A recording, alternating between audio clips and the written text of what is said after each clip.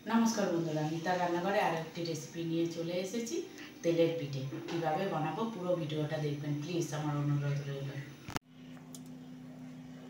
मयदा दूध लिक्विड मादार डेयरी दूध निয়েছি সুজি এখানে আছে এলাচ আর মৌরি আর বাতাসা আর যতটা পরিমাণ চিনি লাগবে এতে অ্যাড করে নেবেন। সমস্ত মিশ্রণটাকে গুলে নেব। ময়দাটা নিলাম, সুজি, মৌরি আর এলাচটাকে একটু গুঁড়ো করে নেব।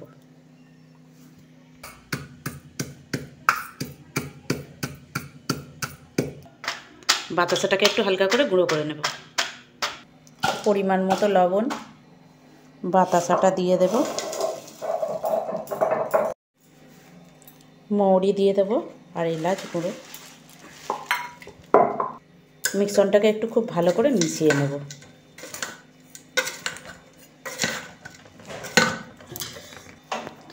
সমস্তটা মিশিয়ে নিলাম। এবার লিকুইড দুধটা দিয়ে দেব, পরিমাণ মতো দেব আর মাখবো।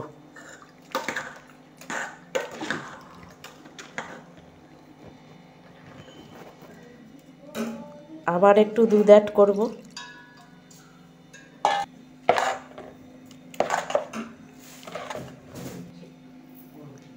চিনিটা অ্যাড করে দেব, দিয়ে ভালো করে মেশাতে থাকবো।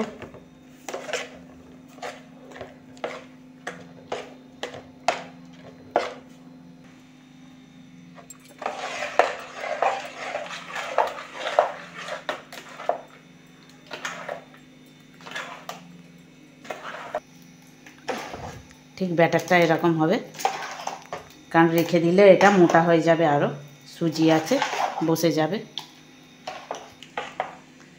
যত এটাকে ফাটতে থাকছি দেখুন এর কালারটা আসছে, বাতাসাটা তত গুলছে, এর কালার চলে আসছে। একটুও যাতে দানা না থাকে সেইভাবে এটাকে মিক্স করতে হবে।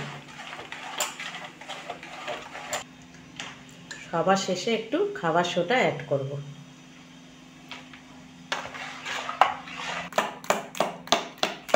এইভাবে যতটা ফাটবো ততটা বেশি তেলের পিঠেটা ফুলবে। ফাটাতে ফাটাতে কতটা গাঢ় হলো দেখুন।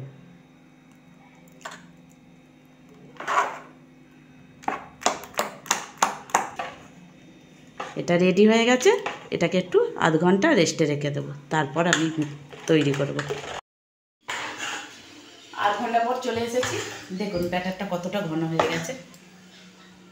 সুজি ছিল তো ফুলে গেছে, কত সুন্দর হয়েছে দেখুন কালারটাও।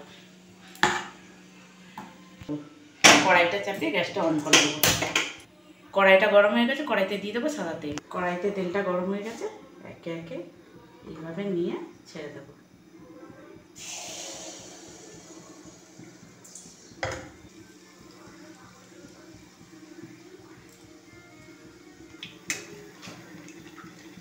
কি অপূর্ব ফুলে উঠলো। অটোমেটিক ব্যাটার যদি ঠিকঠাক মাখা থাকে এইভাবে অটোমেটিক ফুলে যাবে। আর এক পিঠ উঠিয়ে দেবো।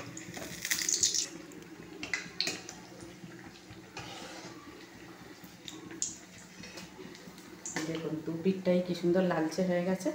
আমি এই পর্যায়ে পিঠেটি তুলে নেব। কতটা ফুলেছে আর কতটা সফট তৈরি হয়েছে দেখুন। গরম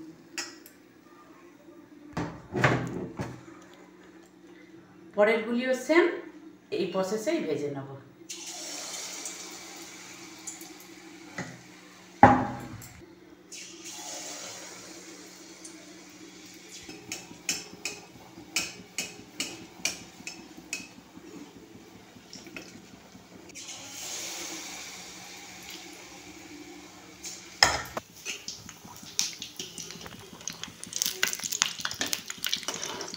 কত বড় বড় ফুলে মুঠি হয়ে উঠছে দেখুন। তুলে নেব।